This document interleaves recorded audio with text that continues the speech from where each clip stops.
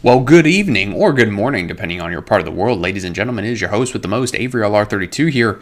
I was just about to go to bed, and all of a sudden, we got some new Skull Servant reveals from Aliance Insight. Now, as always, Yugioh organization has way too many ads on their page, so I really apologize for that. Their website has turned to garbage, so I apologize in advance.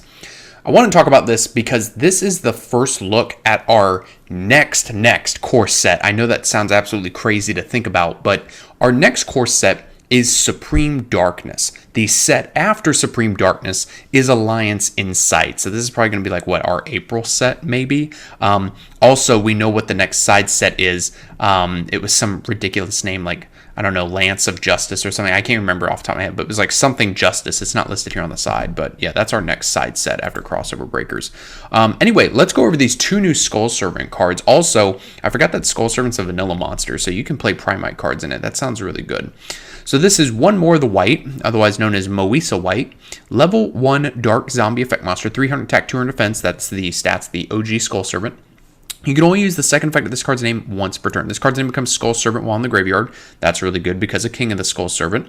If this card's a normal or special summon, you can have one Skull Servant or one card that mentions it from your deck to your hand except itself, Moisa White. Also, you cannot special summon for the rest of this turn except zombie monsters.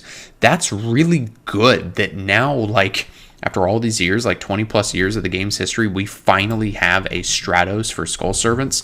Like, now you can either add the vanilla or you can add a card that mentions it, and all of the Skull Servant / white monsters are like all treated as Skull Servant and or they mention Skull Servant. So like you're searching the whole archetype with this thing.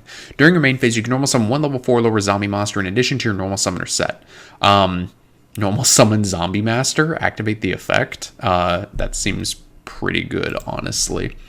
Next up here is the last card. Although we could get more, I don't really know if we're going to be getting a whole lot more, but this is White Master. Continuous spell card. If your King of the Skull Servants attacks a defense position monster, inflict piercing battle damage to your opponent.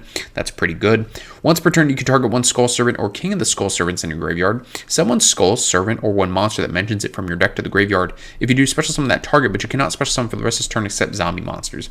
That's really not a big deal. The locking into zombies, a couple of the comments down here were complaining about it, but it's really not a big deal because it's not like you're playing Skull Servants as like a sub-engine or something. This is really cool. For those of you who are like, Avery, why in God's name, like, are you geeking out about Skull Servants?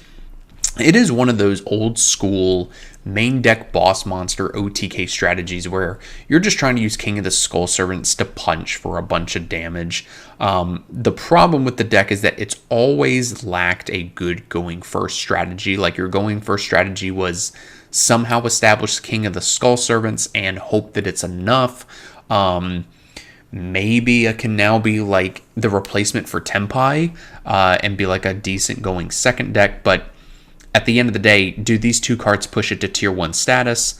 Not unless like we get a massive ban list by the time Alliance Insight comes out in like the next, say, 6 or 7 months that like suddenly makes this good, or we just get some absolutely busted Skull Servant support that, I don't know, makes zombies in general really good. But this is super cool.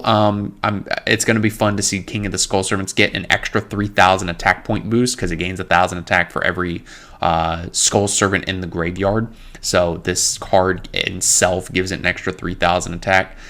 Enjoy seeing, I don't know, a 35,000 attack King of the Skull Servant running around. I don't know if you can use the Skull Servants to make Duke of Demise. I know we get that Maze of the Master in March.